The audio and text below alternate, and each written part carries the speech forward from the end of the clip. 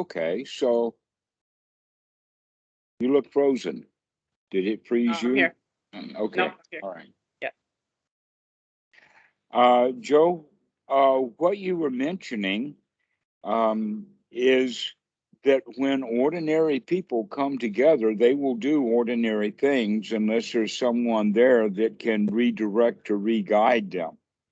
Yeah. And that the answer that you had immediately would be that when you see people criticizing, our natural response is to criticize them, saying, "Oh, don't criticize." Right. Right. There may be another way, Yeah. and that is that when you come out of your own critical mind, then you can deal with people in a critical mind state non-critically. And by doing so, you can invite them out of the mind state that they're in. And there's many, many different little techniques and tools that we can do that to bring some humor into it. For instance, when the people are complaining about, oh, let us say the city's transportation or whatever it is that they're complaining about in the moment, one of the things can be said is, "Oh, ain't it awful? Wow, I'm glad I'm in this room where everything is okay." Mm. And see what they say with that one. They may get, some of them will get the point and others not. Okay. But ain't it awful about whatever you're complaining about out there? Ain't it awful? Wow, aren't you glad that we don't have that problem in here right now? Mm. In other words, you're inviting people to think, investigate for themselves, to look into it. But if you tell them what they're saying is wrong, they're going to get their back up, just like they did when they were diapers and their older sister told them what to do. Mm-hmm.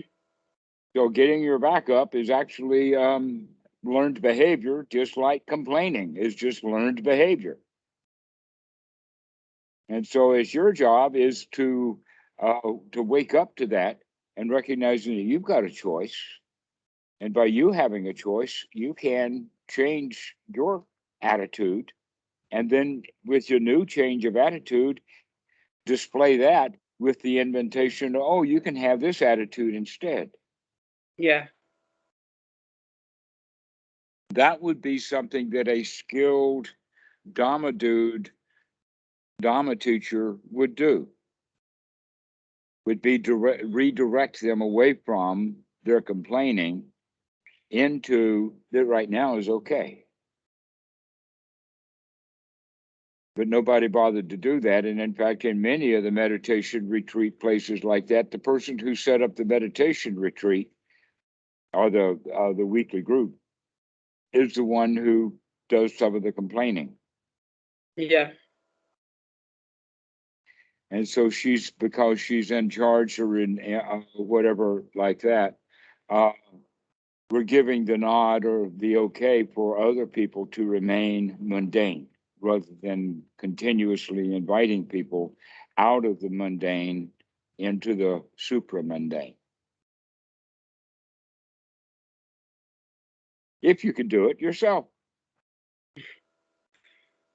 That's the challenge. Uh, it's all a matter of remembering to do it Yeah. and taking the right effort. And since you've been taking the right effort over and over again and remembering to do it while you're sitting alone in seclusion, that means that you now can begin to remember it when you're, let us say, in a snake nest called a meditation class. Sometimes I find that when I stop myself, if I find that I am in that situation and I realize, okay, I'm potentially going down something that is an unwholesome path, I'm going to stop myself. I kind of freeze and I don't really know what to say sometimes. And then it sort of becomes an awkward moment or something because I don't like I can't think. I'm like, okay, there must be something wholesome or good that I can say. How can I say something really uh nice or wholesome here in this Uh huh. time? but then it just comes out as like forced or unnatural, and Well, uh here's the thing. That's because you're trying to deliver to them a gift that you don't have. right, yeah. So you deliver them the gift that you do have instead, Yeah, but if which I'm is still not well received. right, if I'm still, I mean, I'm obviously still in dukkha, so if I'm still there, Well, that's what do I because you have? don't like the fact that they're complaining and you want to fix them. Well, I want to help. I mean, mostly I want to if I see somebody who's really stuck, I don't know that I want to complain. I just want to be helpful to them. Like I hope people can be helpful to me when they see something in myself that is clearly. Ah.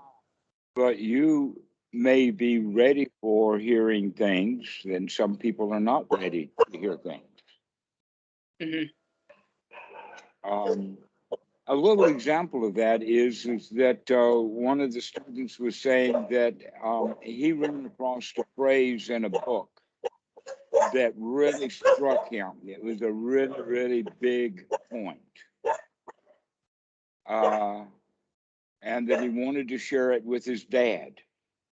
Okay. And I cautioned him, be careful that that particular uh, line out of the book had influence for you because you had seen it over and over and over and over again. And now you're seeing it stated in a new way. And you get a big aha because you've got a trail going. But when somebody hears something for the first time, then they don't have any history with it at all. And so they're not going to have the value of the repetition. That's in fact one of the key points that I make about the Dhamma is that it has to be repeated over and over and over again within one's mind. That's what sati is about. That's why taking another deep breath mindfully and taking another out breath mindfully, because we start to develop those skills over and over and over again. So now you're talking about being in a conversation with people, and whatever it is that you would like to share with them, they're not going to get it the first or the second or the third or the fourth time you say it. Okay. That it has to be said over and over and over again. And that one of the major messages that you actually want to give. Hello, Emmanuel. Hi, Manuel. Hello. So one of the messages that you want to send to these folks is that it's okay right now to be happy. Mm. And the best way to send that message is by it being okay to be happy right now with you. And then you could call it in the sense of sharing your joy. Okay. Does that make sense to you? Yeah, that makes You sense. really you don't have to fix them. Yeah. What you can do is maintain your own joy, and then you can share your joy with them. And if they're into picking up on the joy, then they'll stop complaining, or they may, in fact, start complaining in a more wholesome, joyful way. For instance, like they'll come to that point of, yeah, ain't it awful? Well, our Mm. government really sucks, ain't it awful?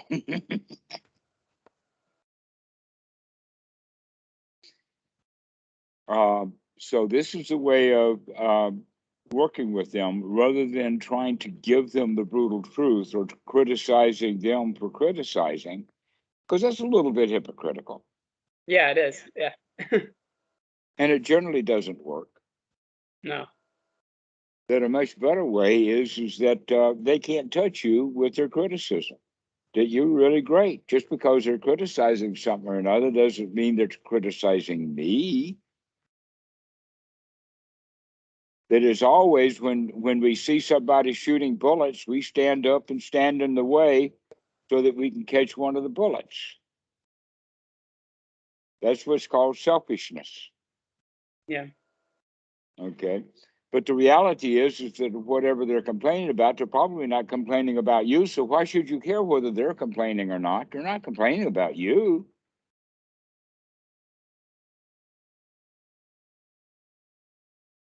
But when we say, oh, they should not be complaining, that means that now we're getting really selfish about it, that we're judging them. We're actually, in a way, complaining about them complaining. Yeah. But a much better way of seeing it is that, hey, they can't touch me. Whatever they're doing is no problem for me. I'm good to go. I'm fine. And so now I can deal with them in a happy, healthy, wholesome, friendly way.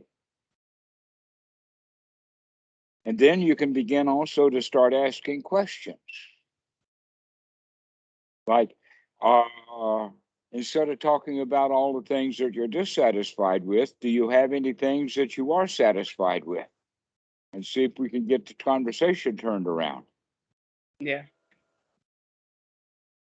And so we do it by several methods, and one of them mainly is, one of the primary tools is asking questions to get people to look at what's going on, what they're doing. If you point it out to them, they don't want to hear it. They don't want to look at. They don't like the fact that you're rubbing their nose in it. Nobody likes that. And so, the better way is to be above it all, to be aloof, to be supramundane, that you don't have to be a target of the arrows and slings of outrageous fortunes that are coming out of these people's mouths. But they're not talking about you. So why should you care whether they're complaining or not?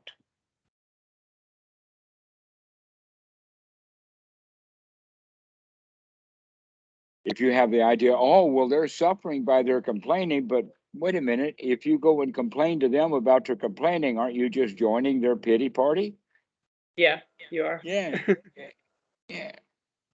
I use the analogy sometimes that you're on a boat, a big boat, and someone falls overboard and they're screaming and hollering, help, help, I can't swim, I can't swim. Most Westerners, understanding that the situation, will jump in too. They'll join in. Why is that? In other words, in our society, we say misery loves company. Or let's have a pity party. Or if someone is angry, they want other people to be angry. But in fact, when people are complaining and commiserating with each other, they actually, some people will intentionally go to the meditation place so that they can complain and get someone else to agree with them, because people by themselves, when they're complaining, get tired of it. They know that they're lying to themselves anyway. But if I can go and find somebody that I can commiserate with, now we can have a big pity party. Misery loves company. Or birds of a feather flock together. And they want you to join in there and commiserate with them. And here you are pointing out that they're complaining and complaining about it. And so that's what we can say is they came there looking for pleasure. If you could give them some pleasure, because they came for pleasure, but they're not really getting any pleasure out of doing the complaining. But you can give them some pleasure. You can give them a smile. You can give them a happy nod. You can, well, I'm glad that I don't have to deal with that problem. Yeah. Wow, you're a really tough girl for putting up with that kind of boyfriend, or whatever it is that she's complaining with. But you can always do it happily and joyfully, amusingly, make a joke out of any and everything, to let them see for you that everything is really lighthearted. By it being lighthearted for you, you can invite them for it to be not so much of a problem for them, that they can become lighthearted also. This will work in any situation, but it requires skill. What is the skill? Number one skill is to remember not to jump into their pity party. Don't jump off the boat just because they jumped off. Right. That's the first one. They're inviting you to come have a pity party with them. Don't do that. You have to remember to wake up, to say, oh no, I'm not going to go into that cesspool. I'm going to stay above it all. And then you can remember, then once you have that, start to gladden your mind And one of the ways of saying it, wow, that's not much of a problem after all. I mean, it's not really that bad. Or another way of saying it is, yeah, well, it's not that bad because it hasn't changed. It's been bad like that for a long, long time. What to do? Never Yeah. mind. And so we begin to make light of the problems because there's really no problems there. And when this audience that you're talking about understand that, and you could say it just a couple of happy words here and there. And if there is someone who wants to take over, then that will be an invitation for them to get their whole program back on track.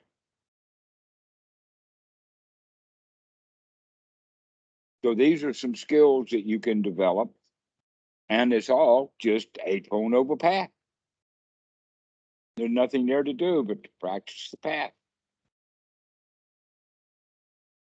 Or to pick ourselves up and dust ourselves off and then start practicing the path again once we get off the path. And just by the fact that these people are coming to a meditation class indicates that they're wanting something out of the Dhamma. Right. That's different than walking into, saying, a school board meeting where they came to complain. Right. Getting those people out of their complaining mentality is really a lost cause. But coming to a meditation class and just complaining and complaining, they already know that that's not the best thing to do. And so you don't have to rub their nose in it, but you can invite them out. I'm not sure. Go I was ahead. going to say, I'm not sure that everybody, because I know at times when I was first going to meditation groups, I had an idea of what meditation and all this was that wasn't necessarily in line with the reality that I've experienced. So I'm not sure that that's like 100% true that everybody is there for what you're saying, because they might be there for a different reason. They might be there because they think that it's just going to be really relaxing and really peaceful, and there's, and that's well, then they're going to be the star of the show, aren't they?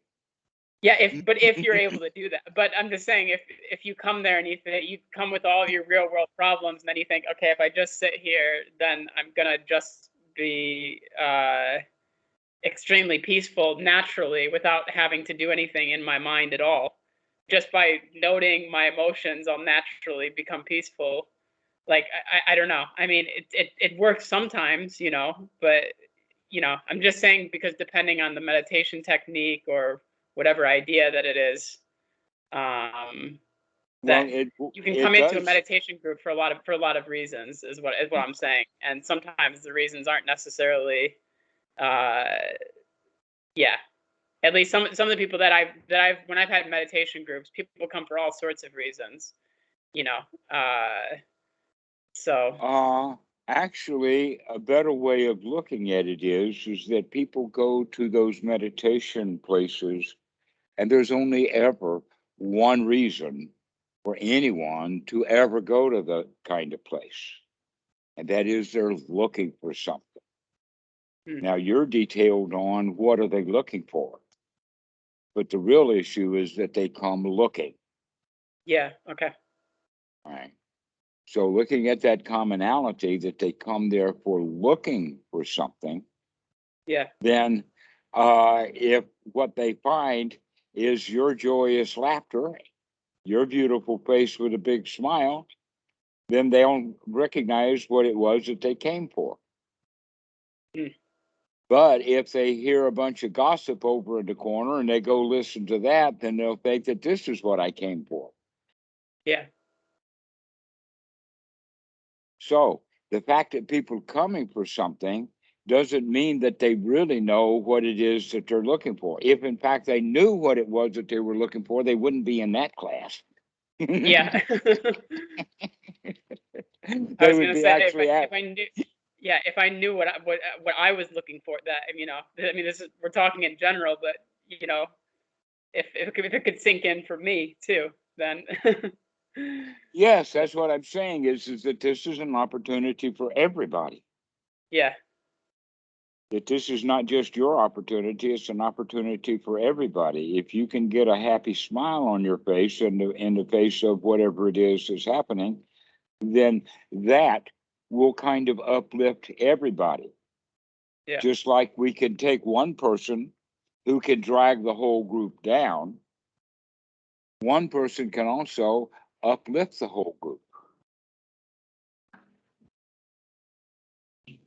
And so practicing from that perspective, that your job is to stay in a really, really good space, to get yourself into a good space and stay in that space. And you actually came to a meditation class. I mean, what other reason is there to go to the meditation class other than getting yourself into a good space and staying there for a while?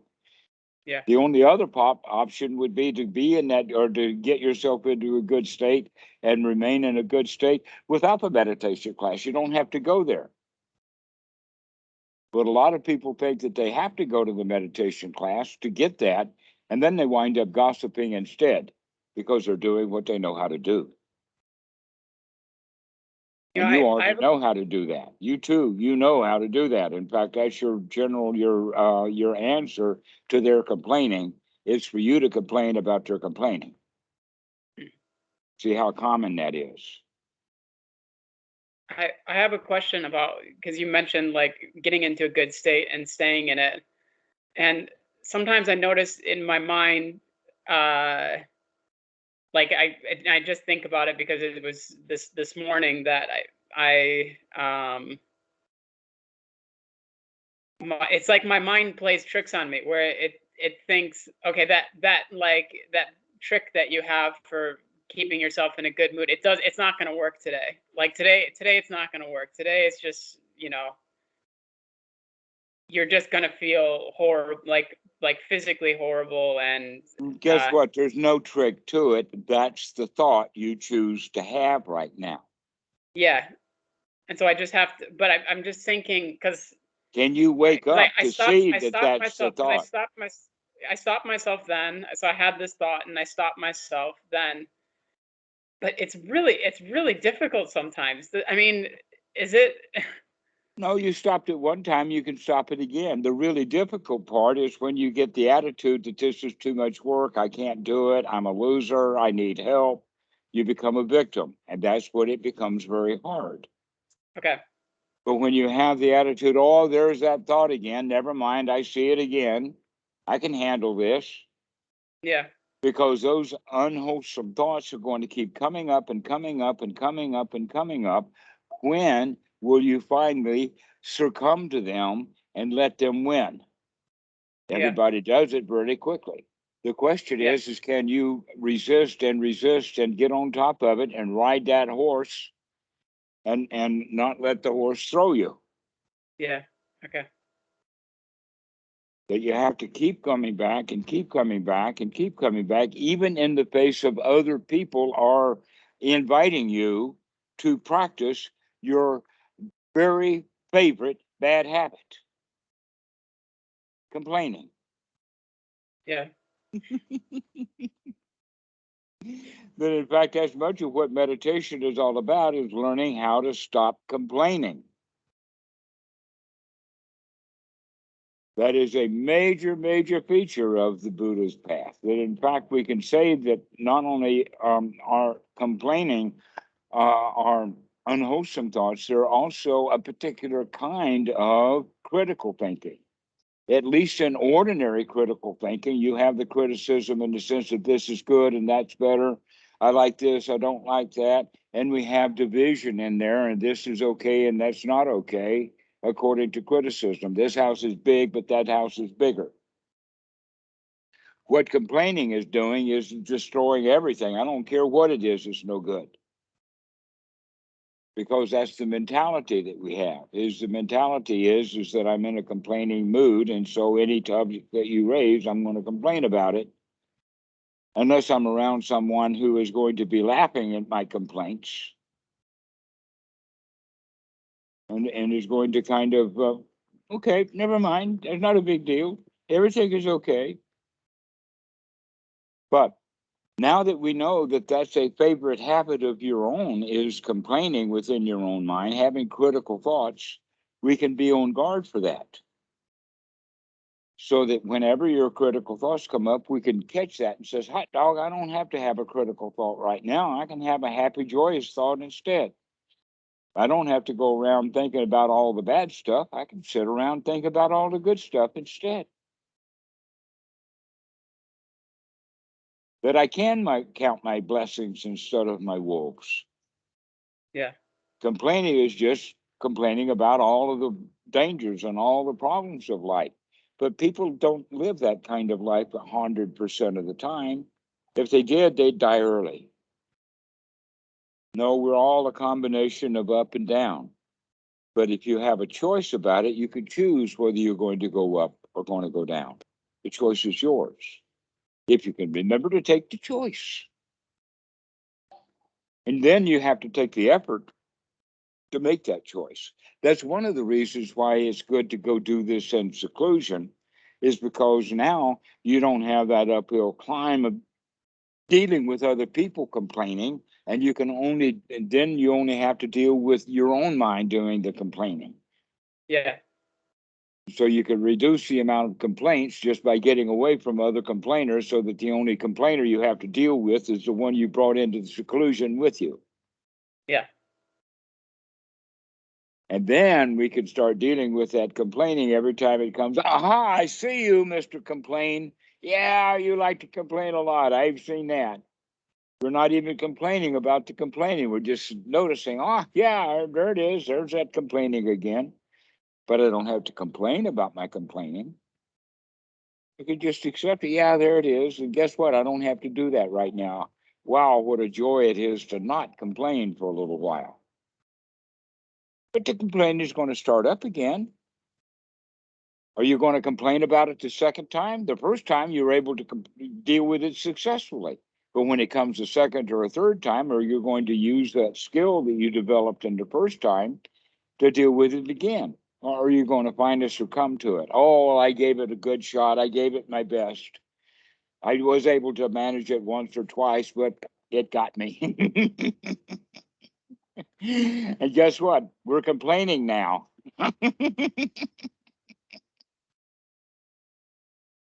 So wakey, wakey. Wake up to the fact that it's very easy for us to start complaining again.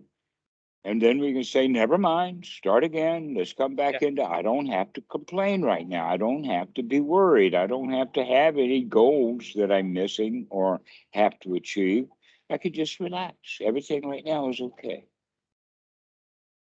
And when you get that kind of sense of well-being, you can walk into the meditation retreat place already feeling that way, rather than going to the retreat trace to get into that state, only then to wind up complaining to other people about them complaining. Yeah. The best thing to do is to walk in there with your mind already fixed. Yeah. And then you can really get a kick out of it joyfully, happily.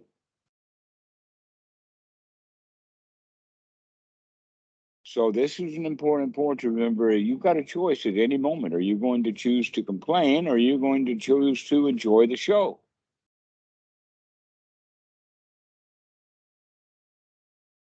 Everything's all right. Everything's fine. Just enjoy the show.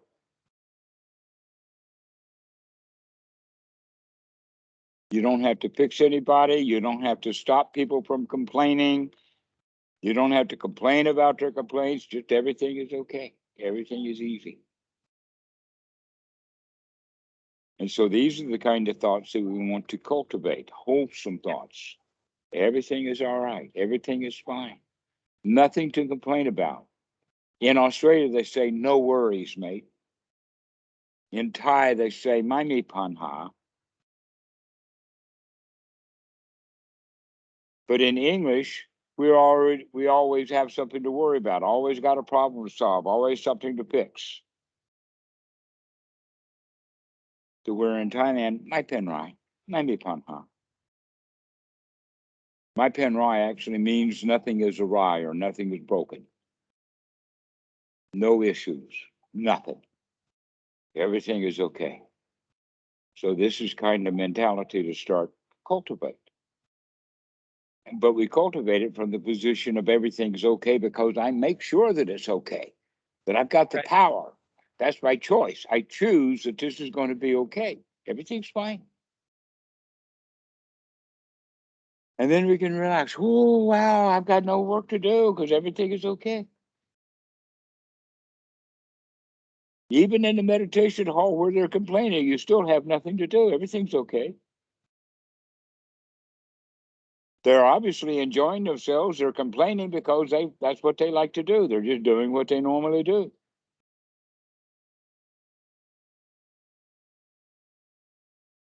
Except that if you get caught up in that and then you start to complaining too, and you already recognize that that it's painful to criticize because you're there criticizing them in a painful way.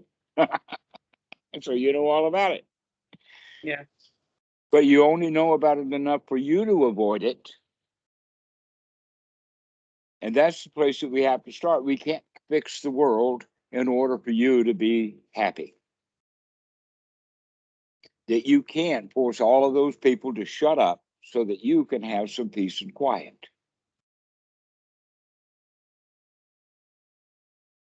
So, no need to complain about them complaining. Just enjoy them. And if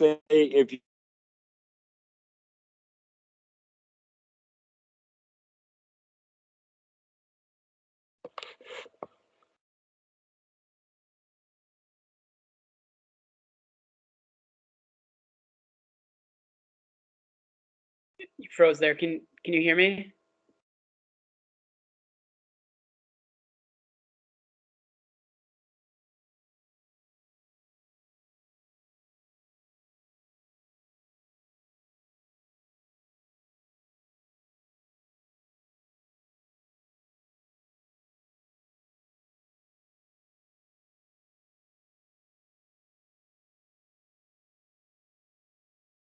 well, Skype died, but it's back alive.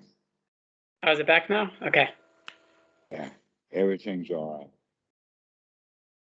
So, Joe, Yeah. Manuel is here. Yeah. Hi, Yes, Manuel. he's downstairs. He just arrived yesterday or so and had been out today. You're in Thailand? He's at the house. He's right here. Cool. He's Oh, downstairs. cool. When did you arrive? Like 5 days ago. Okay.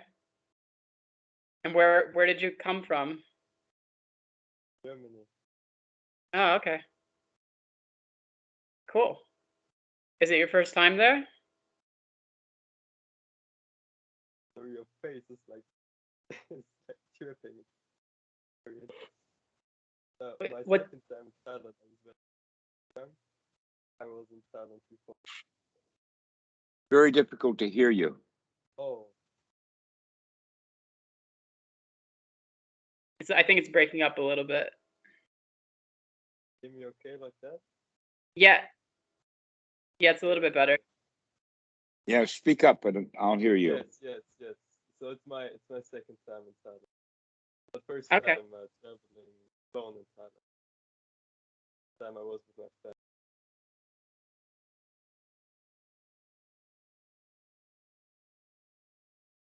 And are you enjoying it there? Very, very much. Oh, I have a that's good great. Things are beginning to open up now. This month was the first time that they've done retreats at Deepapawan. And Manuel got here just in time to miss the retreat that started today on Koh Samui. So he'll have to I'm catch the actually next booked. one. I actually caught the next one. I'm sorry, what? I caught the next one already, and I'm going. Okay, so you want book the next one, I think, is on December the 10th. Is that December 11th. Yeah, I already got the contract. okay? Good. Oh, that's great. How long is the retreat for? 7 days. 7 days, did you say? Mhm. Yeah. There are 3 retreat centers very close by. One of them is within a kilometer or 2 of here. The other one is up on the other side of the island, or actually not too far from here. And the one that we're talking about is on the island next door on Koh Samui. And it's the first to open. But in fact, I was just asking Toon about when is Anthony coming back from Finland to open the retreat center here on the island, and we don't have any information yet about that. But things are beginning to open up here on the island. We've got businesses that Which island are you on? Kopangan, Okay. Kopanang, Okay. Kopanang. The type people pronounce it that way because that's how it's written, but the Westerners always pronounce it Kopangan, but Kopangan is wrong. It's Kopanang. Okay.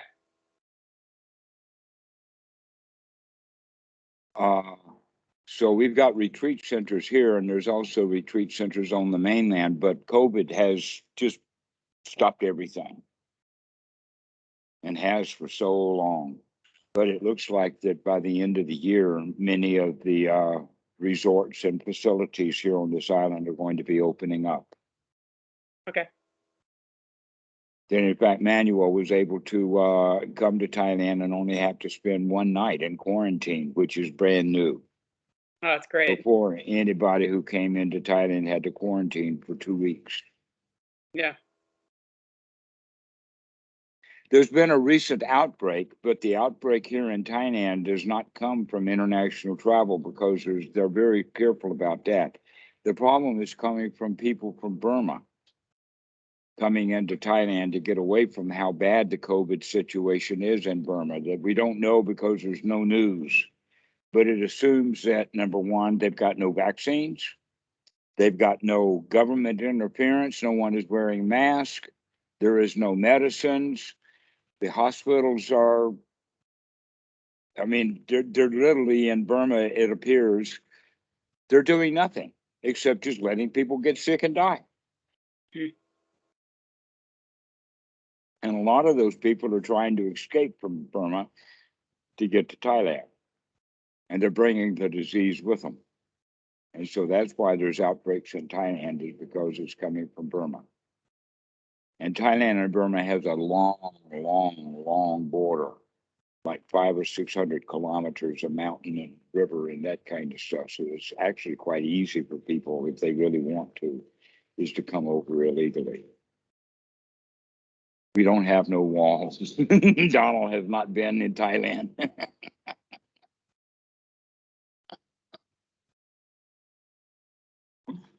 And Manuel, how did you decide to go to Thailand?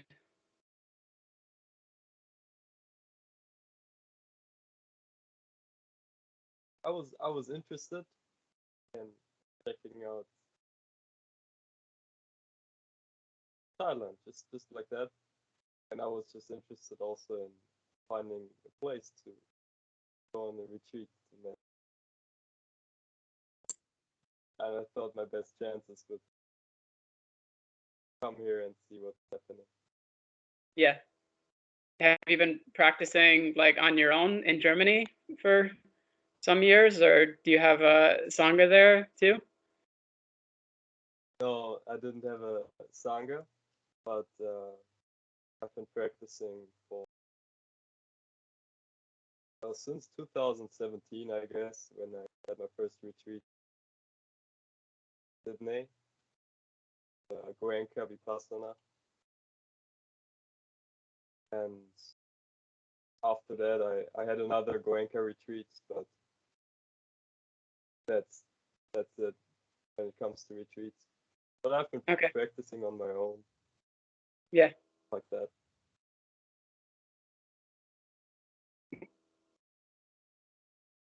Well, sometimes it can be more effective to practice on your own than being at a retreat, anyways, in my experience. But it depends on the retreat and the settings, but you can set up a really, like, you can set up nice like self retreats and stuff like that, and set up your life to be relaxing. And yeah. At least that's my attempt at. I think that we can actually thank the COVID situation for that, in the sense that Buddhism coming to the West seems to have gotten very, very retreat oriented.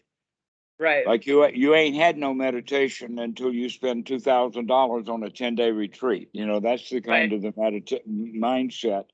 But Yeah. COVID has almost put 10-day retreats out of business in the United States, Right.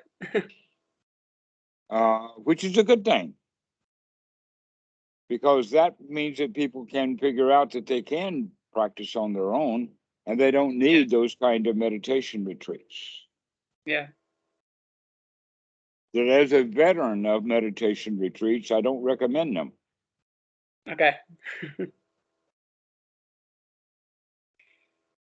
Yeah, for a lot of years I've been trying to set up my life kind of to be less to try to be on retreat all the time. That's the goal anyways. Is like I live in the countryside and I don't meet so many people. And yeah, I mean you guys are like my social interaction. So yeah.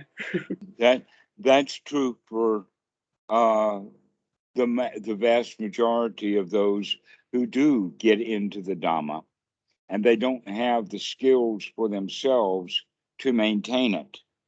No Yeah. one of us does, No, I know. because the training from childhood is just too strong. I know.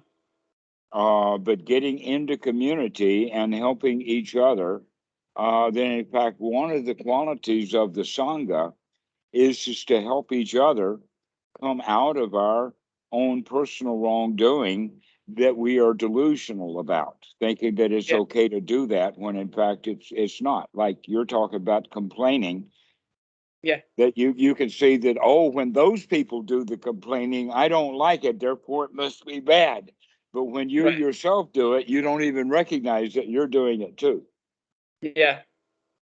until someone can point that out. So you're pointing out, I'm pointing out to you what you were wanting to point out to them. If you can point it out to them the way that I pointed it out to you, everybody's going to be really happy. Yeah. No, I definitely see the value of Sangha for sure in helping to, keep you on track. And yeah, working towards the same thing. And the other kind of like ironic thing is sometimes trying to set up this sort of like life like this that's a little bit more relaxed and enjoying is sometimes I've found, wait a minute, I'm kind of I'm off track a little bit. I'm not really doing what I'm just not practicing, and you just realize that you just sit there and you're like, wait a minute. I mean, I'm just not practicing. It's just not happening right now, even though I have great conditions for doing it. But But part of the reason for that is that all of the people that you are around in your daily life, except for this one time when you go to this meditation class, almost all of the people that you uh,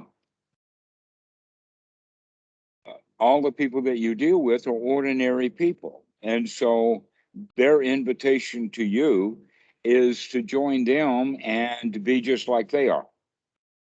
yeah, but I mean, in like my life, the way that it's set up, I really don't meet many people. I mean, I'm a farmer, and so I mostly am working at home. I really don't meet that many people at all. Like that's Okay. just the reality. Well, that's actually great for the present moment. But there's also all of the people that you brought onto that farm with you Yeah, in in my your mind, head. I know. Yes, in your I know. mind, right. Yeah, And I'm so I'm well aware now, of that.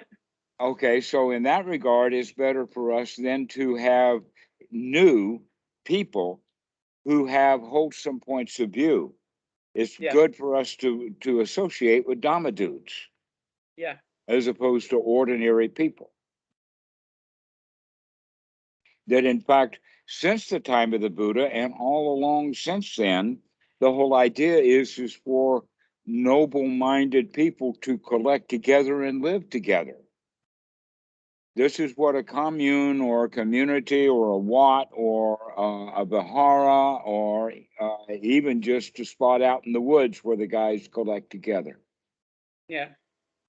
That we have this quality of associating with those who will be of benefit for us, as opposed to associating with people who are not going to be of benefit for us.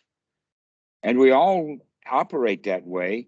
The question is whether we're going to use wisdom rather than our greed to decide who is going to be of benefit to us. Because if we want to associate with wealthy people because we may be able to get some of their money somehow, if they're stupid and it leaks out of their pocket, I'm going to be there to pick it up. And so a lot of people go around looking for friends that way. We, in fact, have language for that. One is called gold digger and the other one is called gigolo. But we have people that are commonly wanting to associate with people that are more wealthy than they are, hoping they can get some benefit from it. But that's not very wise. What we really want to do instead is find really high quality, first class people and then hang around them, because then some of their goodness may leak off, may rub off, may fall out of their pocket intentionally or so. And so this is what the quality of the Sangha is really all about, is that we can gain benefit from others who are actually also practicing, but not may be experts at the very thing that we're trying to practice. That I remember in high school that some of my best friends were also piano students. That the guys who played the piano, they knew each other. Some of them had the same teacher, et cetera, like that, or they went to the same church or knew each other from band or something like that. And so this is what we mean, is that we can, in fact, if we are careful, if we select, we can find good, wholesome friends. But we often just take whatever's available because we're kind of lazy. But you can, in fact, cultivate good friends. And that's what I'm promoting here, is to find some of our friends here that are actually practicing the Dhamma, because we can help each other do that. We can point out each other's mistakes. Yeah. And one of the mistakes that we could point out is, hey, you don't have to feel bad because you made a mistake. You could feel good because you can learn a good lesson from that mistake. So if you make a mistake and then don't like that mistake and want to hide from it, now we've made two mistakes. But if we deal it correctly, then the mistake that we made is actually a teacher. Thank you very much. I learned a lot from that one. And so we can continue to make that choice about, am I going to be joyful even when I've made a mistake? Even if I've hurt somebody, I can joyfully go get forgiveness. But our society, we use words like sorry. An apology has to be a downer. I have to say, I'm sorry. In other words, I already feel bad. Please don't punish me to make me feel even worse. I already feel bad enough. Maybe I feel bad enough for you so that you don't have to make me feel bad. I already feel bad. Sorry. I'm sorry. I'm sorry. And so that's what's expected of us, is to feel bad. To where you don't have to. It's your choice. You can screw up and feel good about it. Yeah, I saw that. I see you, Mara. And then we can learn something from it. And this is one of the reasons why we want to be around Sangha, is because the standards in the Sangha are so much higher. We begin to pay attention to what's going on because other people are doing the same thing. But if you go hang out in a bar, you're much more likely to become an alcoholic than you are a saint. If you go hang out at the army base, you're more likely going to be angry and uptight than if you hang out at the bar, which will be drunk. I mean, it's your choice, but wherever you hang out, that place that you're hanging out will rub off on you, as well as the people that you hang around. Your quality will rub off on them, just as their non-quality, they'll try to rub that off on you. So your choice is to say, no, I'm going to remain high quality. But the better way to do that in the beginning is by associating with other high quality people until you get into the habit of it, get used to it.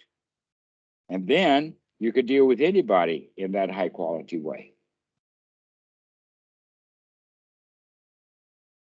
So again, we're talking about the value of the Sangha. The Sangha is a key ingredient. That if we cannot develop spiritual friends, then what value is our practice anyway? Right. But if we do develop spiritual friends, then that means that we'll develop a friendship with the spiritual being within us. We can become friends within. We can become friends within, we can become friends without. But if we're constantly around other people who are complaining and not being so friendly, then it's hard to pick up friendship from them. It's better to be around other people who know what they're doing, who are already wise enough to invite you in and give you a nice, wholesome conversation rather than a complaining conversation. Huh? But we started this with the foot on the shoe on the other foot. And that is, how can you walk into a meditation place where you're expecting to find Sangha, and what you find is a bunch of people complaining anyway? Where what we really need to do is to go in there with the idea of creating a Sangha, even inside that place which is not used to having a Sangha. In other words, your job is to make friends with these people. Right. That, in fact, those may be the very best people for you to try to make friends with, because they've already said publicly that they're wanting something out of meditation. They're already there for it. Right. I mean, this is not the same thing as putting on a billboard, the end is near, and walking down Main Street trying to convert people. You know, let's be more clear and more careful about who we're going to communicate with. So in that group, we got 3 levels. We've got the level of the nobles that we want to learn from. And then we have the ordinary people who are there to learn how to become nobles. And then we have general society. And general society does not want the Dhamma. Therefore, trying to give the Dhamma to normal members of society is, as the joke goes, it's very much like trying to teach a pig to sing. It frustrates the teacher and it really annoys the pig. So let's be careful who we're trying to get to sing. Yeah. And the best place to go to get people to sing is guys who already have a gusto singing voice. Yeah. And those are the guys that you want to go hang out, the nobles. And this is why we're developing this whole concept of online Sangha, is for us to mutually support one another in our own spiritual growth, which means that we need to do a bit of confrontation with each other from time to time, just like I did with you, in the sense that you were complaining about people complaining. Yeah. Yeah. And I had to point that out. Yeah. Because that gives you a great deal of value. You can't, in fact, blame those people for complaining anymore, because you're doing the same thing anyway. We're all in this mess together now, aren't we? Yeah. I know, because I've done a fair deal of complaining myself. I still do it sometimes. It's fun, but not often enough to where it's painful. And so we have to be very careful about our complaining. But in any case, this is the whole quality of Sangha that we're looking for, is that we can gain enormous advantage by dealing with people who are better than we are at whatever level that we're speaking of. So Right. someone who wants to learn to play chess, he joins a chess club, right? Because he's going to go play with people who really know how to play chess. Right. Yeah. So, and you go into a meditation class, that's the right place to go. Everybody who went to that meditation place were going to the right place. They just all happened to bring their own baggage with them. But that doesn't mean that you don't want to go to these meditation places. No, in fact, you could say that you go there to practice meditation. Guess what? The real practice then that needs to be done is practicing dealing with people who are complaining. And that's how you'll gain skill. So go there to the meditation retreat uh, uh, meeting with the intention of practicing meditation, anapanasati, practicing having that wholesome mind, even in the face of other people who would rather complain. Sorry, I have to keep saying the same things over and over and over and over again. There's nothing new here. It's all the same. What do you think, Joe? It makes sense. Yeah. What do I think? Hmm. I think that I should try that. I should just keep trying is the only thing that I can do, really. Actually, trying has the quality of failing in it. Why don't you just do it? Just do it. Yeah. Just practice doing it. Yeah. Because it's not that hard. I mean, there's nothing to fail at. All you have to do is remember to do it. And I mean, how easy it is to smile. You've been doing that for your whole life, just not often enough. Right. Because we have to remember to do it. So that's the way of thinking about it is that, yes, that's an amazing opportunity for you to practice the Dhamma. Yeah. I It's fun. still find it difficult, though. I know it's just theoretical, but it's if somebody has like serious emotional things going on or something, like say they're suicidal or they've gotten divorced or something like that, and hearing people talk about that, that as a human, I struggle to ignore it, kind or not. You're not really ignoring it, but I just don't know what to do in those situations, and it often comes up in meditation groups that people are like, man, I have no other place to talk about this. I have to talk about how depressed I Uh, am, and I want to kill myself. Actually, that's the whole point then. That's amazing opportunity for you to ask questions like, well, why do you keep thinking about it? Why do you want to talk about it? Why can't Right. you find something useful and valuable and wholesome to talk and think about? Right. Why think about suicide when you can think about Howdy Doody or going to the movies or going to see Ronald McDonald or whatever? I mean, I love the Muppets. Why do I have to think about killing myself?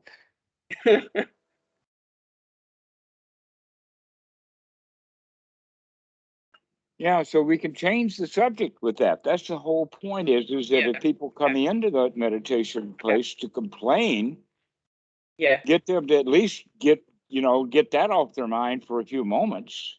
Yeah. Hey man, don't do it here. If you're going to kill yourself, why don't you go off to the bridge someplace? If you fall, if you jump off of our ledge, you'll just land. It's only a foot. Go to a bridge or something and jump off. Or the way that psychologists have done that. And I even know of one psychologist that actually keeps a real gun in his office because he's not messing around.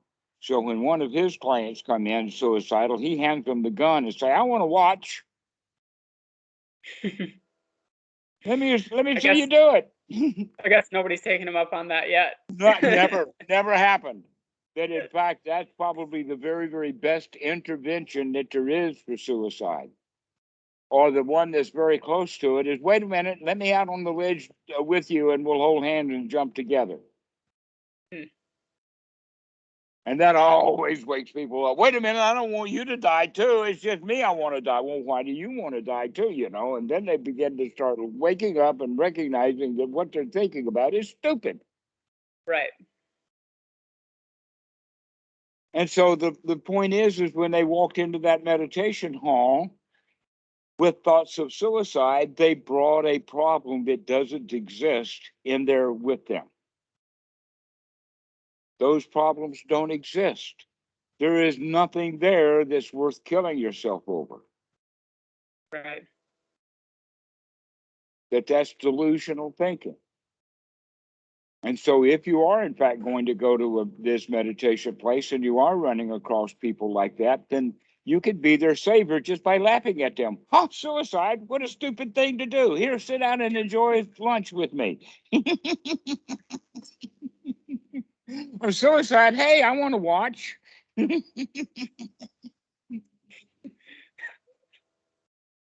Are you sure you're going to do it? I mean, are things really that bad? I think so many people make this thought pattern of I want to kill myself, I'm so depressed, so much to themselves that when they are being confronted with something like that, okay, well, go ahead. Actually, they are being attacked. Something in themselves is being attacked, and they don't want to let go of those patterns, of those thoughts. That's exactly right. That we cling to something, almost always suicide is a kind of revenge. That we want to be dead so that the people who were around us causing us to feel like that we wanted to die, they'll feel guilty. They made me do this. They'll feel bad. I'll be able to, I don't know how to get back at them any other way other than doing myself in. Or in order to get back at the CEO, the only way I can get back at him is by destroying the entire country or company and putting 500 people out of work. But at least I got him. Okay, so this is the way of suicide, but that's also the way of complaining. That often the people that we complain about are never harmed. They never hear about our complaint. But the people who have to listen to that complaint are the ones who are being harmed. And there seems to be also a social norm that sort of encourages this sort of empathy. That when I imagine a situation like, oh, you're suicidal, well, go ahead. Then everybody would think, oh, you have no empathy. Like, why don't you empathize with that person? I think that's why there's a lot of discouragement to maybe react in such a direct way. But guess what? The only people who will make that kind of statement are the ones who would, in fact, like to watch. Or voyeurism, or another way of saying it is they commiserate with that person. They're on his side. Oh, he feels so bad and wants to commit suicide, and I feel that bad too.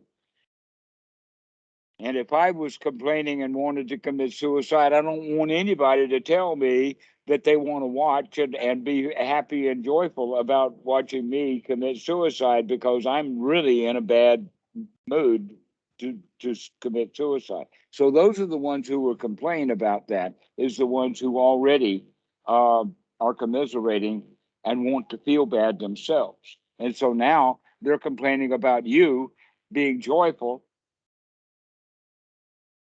talking to somebody about to commit suicide, and they don't even recognize that that's the best intervention. Joy is the best intervention for any bad feelings that I know of. I don't know anything that's a better cure for anger rather than joy. I don't know any feeling better that's an antidote or a cure for grief other than joy.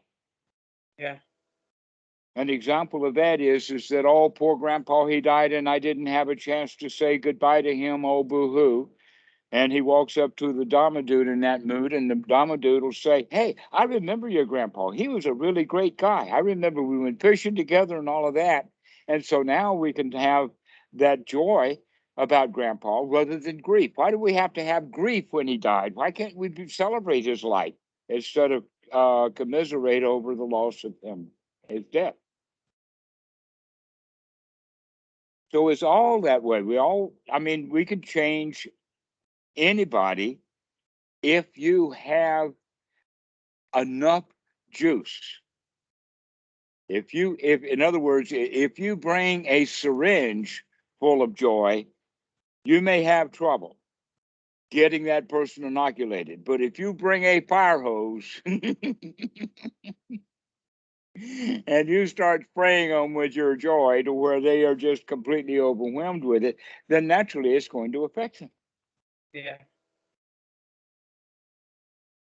But that's one of the things that I really enjoy doing on the internet or on Skype here is to work with students who come on with, oh, poor me and my life sucks and what can I do about it? And within 3, 4, 5 minutes, I've got them laughing.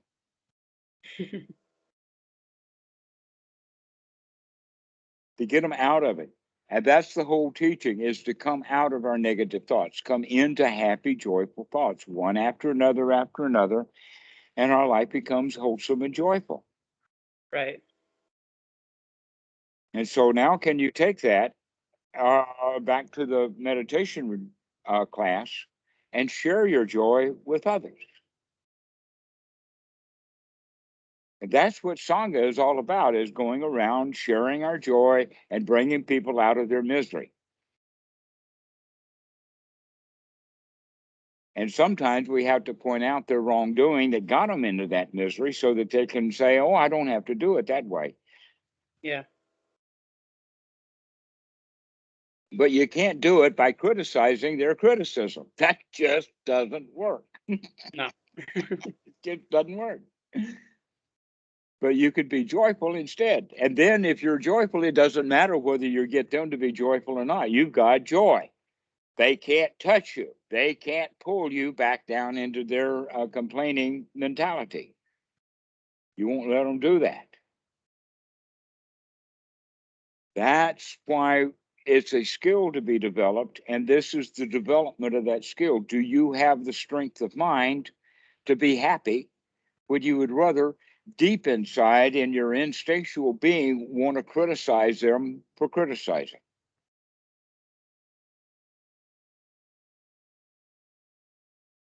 Where's your joy? Let's bring them in that. Yeah, let's get some happiness here. Let's never mind about all of that stuff. The world is out there being fixed by hundreds of millions of people are out there doing a 100% best effort repair job on society. And they all wake away from that job every day feeling guilty and sad and disappointed because they can't fix a broken world. Guess what? The world ain't broken. What's broken is our attitude about the world.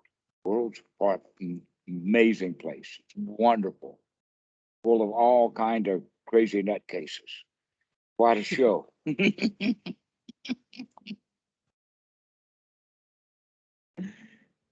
Up to you, your choice. In my experience, In my experience, it's not something to sort of create ideas about or think about. So complaining about, oh no, why am I not having this positive energy right now? Why am I not positive right now? But it's rather a thing of practice. And that this just joy is a sort of a byproduct. So there's no need to worry about, I don't know, not feeling that joy.